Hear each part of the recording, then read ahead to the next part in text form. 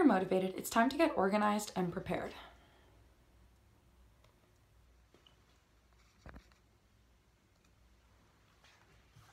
When it comes to organization, the most important thing is planning. There are 2 ways that you can plan.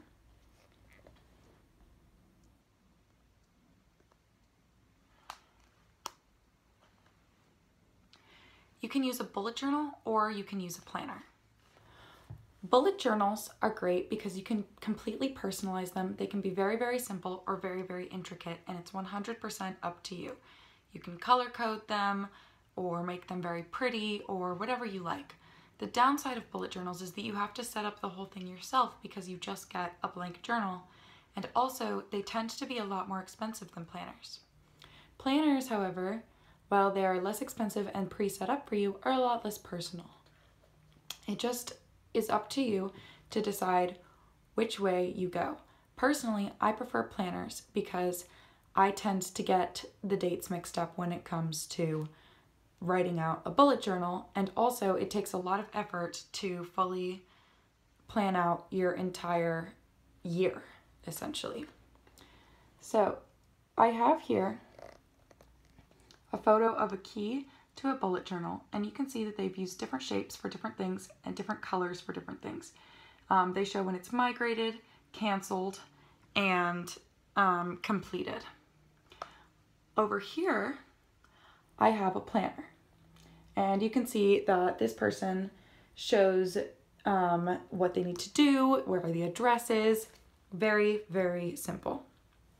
The next most important thing when it comes to organization is your notes and your notebooks. When it comes to notes and notebooks, it is very, very, very important that for each different subject, you have a different notebook. This is because you're going to get confused if you're looking for Tuesday's chemistry notes and you have to go all the way back through history and biology notes. That's why every single subject should be in a different notebook, preferably in a different color.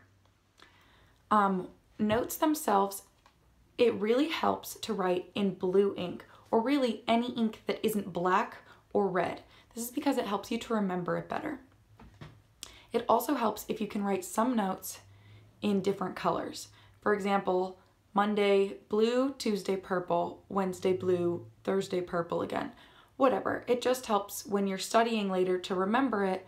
When you get to the exam, you'll remember this was written in blue ink or whatever. As for studying, it is very important that you study somewhere specific every single time. That way, when you get there, whether it's a desk or a place at the library or your kitchen table, every time you get there, your brain will immediately start going into study mode. And that's very, very important. Now, because of that, you do not want that study place to be your bed.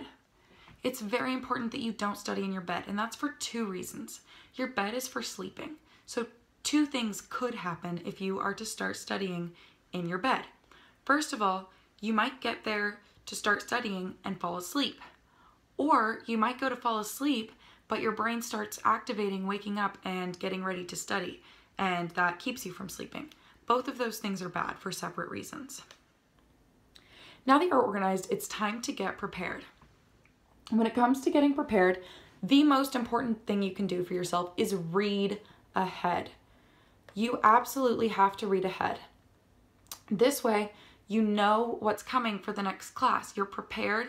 You may have questions still. You may not understand fully what the book is covering, but that way you can help yourself be ready for the next class. After you've read ahead, it's time to gather materials. You don't want to get to class and realize you don't have your notebook. Because of that, it's very important to figure out what you need to do before bed versus what you need to do in the morning. Personally, I like to put everything I need in my book bag and put it in my car before I go to bed. I also lay out all of my clothes for the next day before bed. That includes shoes and socks and jewelry. All of it gets laid out on a nightstand before I go to bed. That way, when I wake up in the morning, I'm tired, I'm groggy, I don't really want to think about what matches with what and the weather and what's going to be comfortable. I just have to put on clothes that are already there, brush my teeth, get a breakfast bar, and go straight to class. Now that you're organized and you're prepared, it's time to start thinking about how you can study and what memorization techniques that you can use to study better. So I'm going to pass it on to Ben.